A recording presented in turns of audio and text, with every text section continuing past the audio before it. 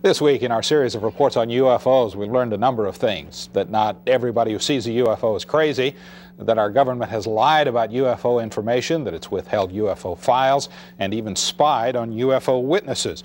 We've also heard from scientists who say life elsewhere in the universe is virtually a certainty.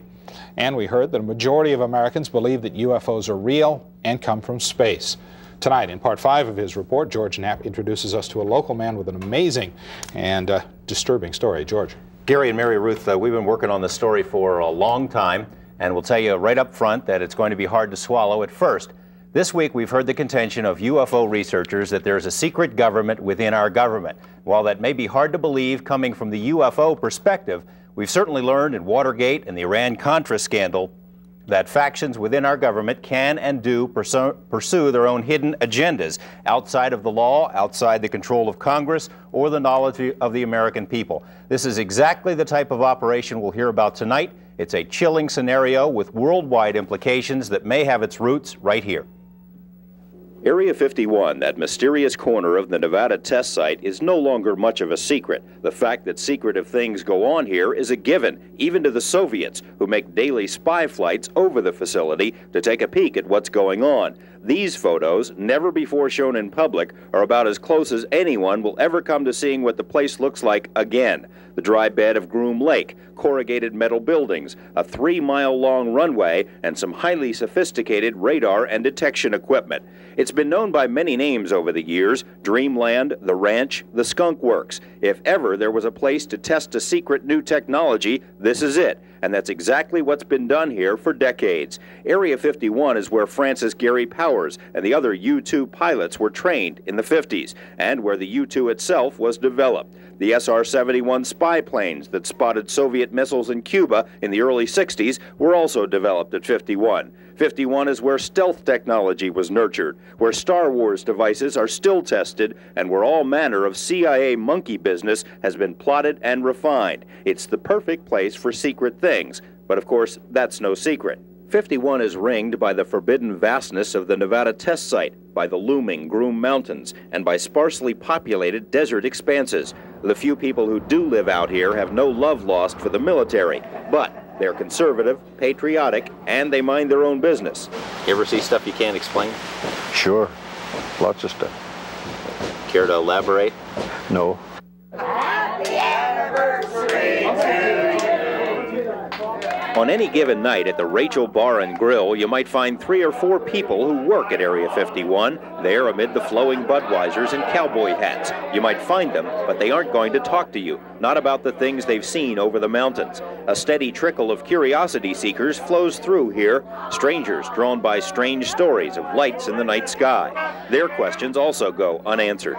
No one who's worked at Dreamland has ever publicly acknowledged what so many people have suspected for years, that alien technology is being tested in the Nevada desert. The speculation first surfaced in documents obtained by UFO researchers, documents about something called Project Aquarius. The documents, allegedly prepared for an organization called MJ-12, state that a program to fly recovered alien spacecraft was established in 1972 and is continuing in Nevada. The National Security Agency has confirmed it does have a Project Aquarius, but denies it has anything to do with flying saucers. NSA will not say what Project Aquarius is. Speculation was heightened in 1984 when the Air Force seized nearly 90,000 acres around Groom Lake. The action was, by most accounts, illegal. During congressional hearings about the land grab, Congressman John Seiberling grilled the military about the legal authority used in the action and was told the authority was at a much, much higher level than the Air Force. Seiberling asked what authority is higher than the laws of the United States. The Air Force official said he could respond,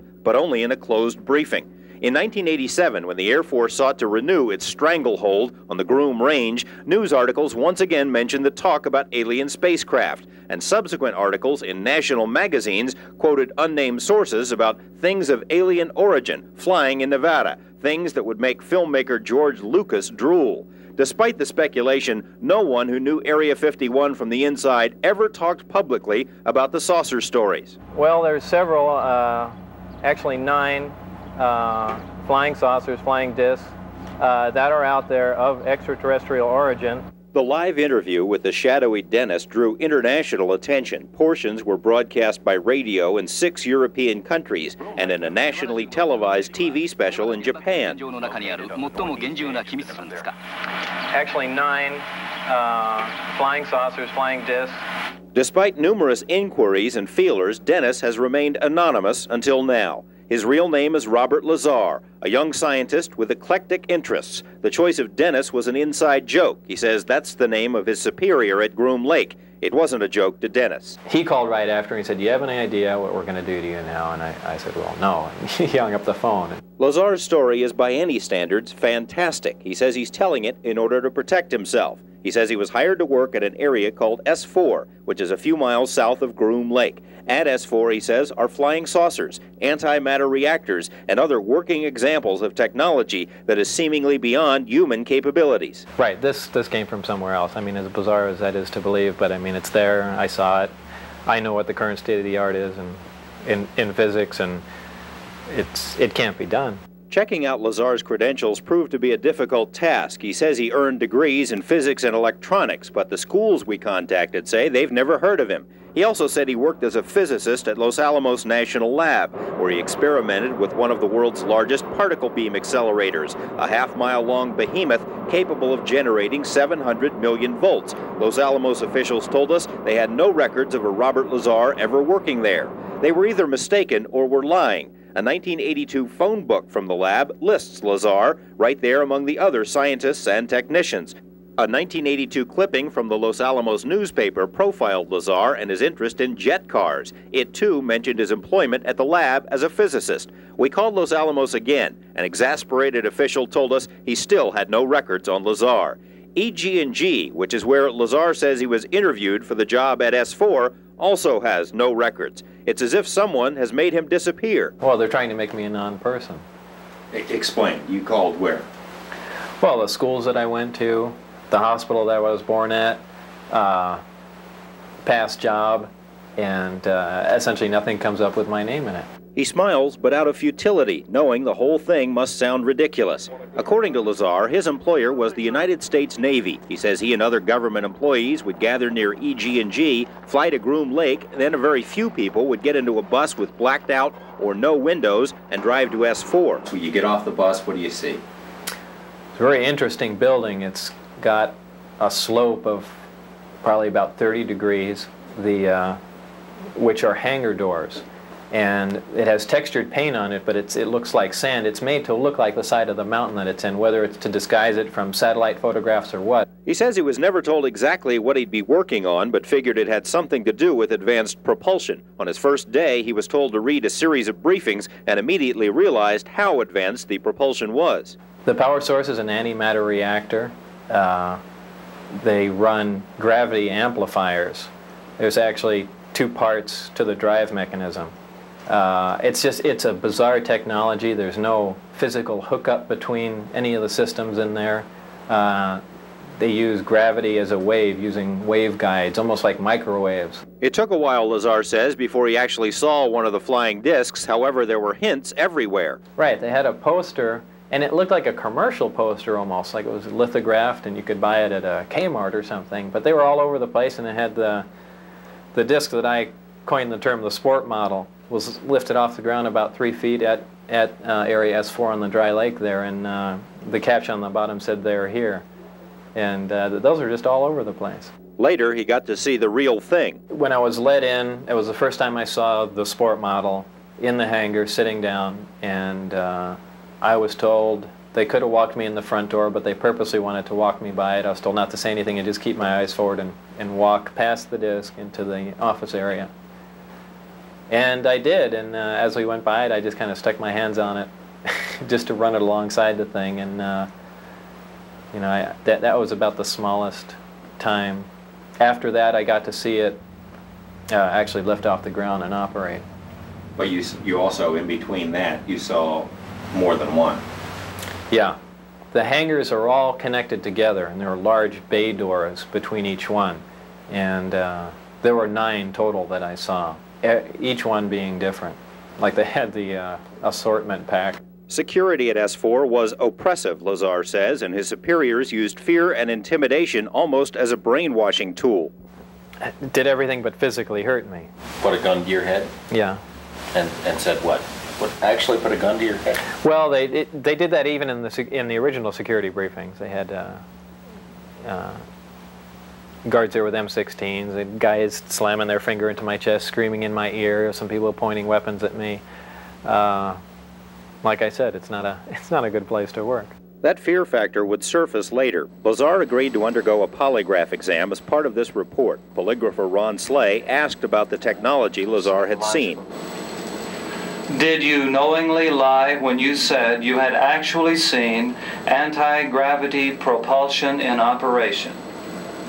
No.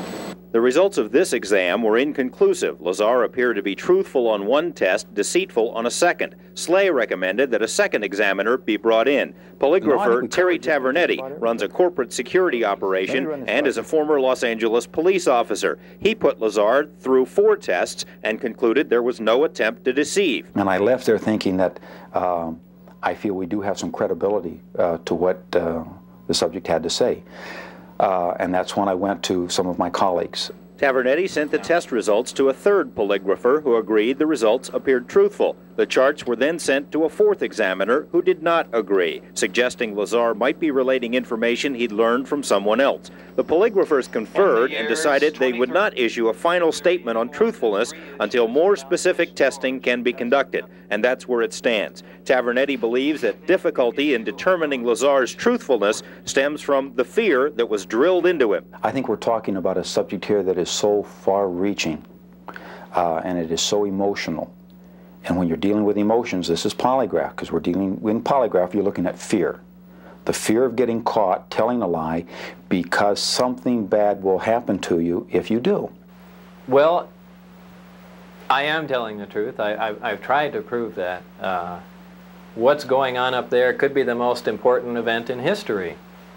You're talking about contact, physical contact and proof from another system, another planet, another intelligence. That's got to be the biggest event in history, period. And it's real. And it's real and it's there.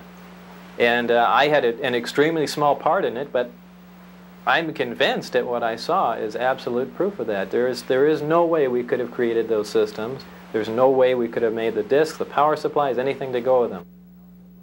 Lazar says he has no intention of going on any UFO lecture circuit. He's not looking to do any additional interviews. In fact, he wasn't too crazy about doing this one. He did it after certain unfavorable things started happening in his life, and he did it because he feels that whoever is running the show up at S4 is perpetrating a fraud on the American people and on the scientific community. We intend to have much more about this story, about the operation up there, on Monday and beyond. This is by no means the end of this series of reports. In fact, on Monday, including in our story there, support testimony from other people who say they have knowledge of the flying discs at the test site, and information from people who know Lazar very well and insist his story is true. If indeed they have these flying saucers, George, it seems like it would be really hard to keep it so secret. Well, yeah, it would seem that way, except for as Lazar asked his superiors up there, they say it's the easiest secret in the world to keep. It's leaked out many times before and nobody believes it.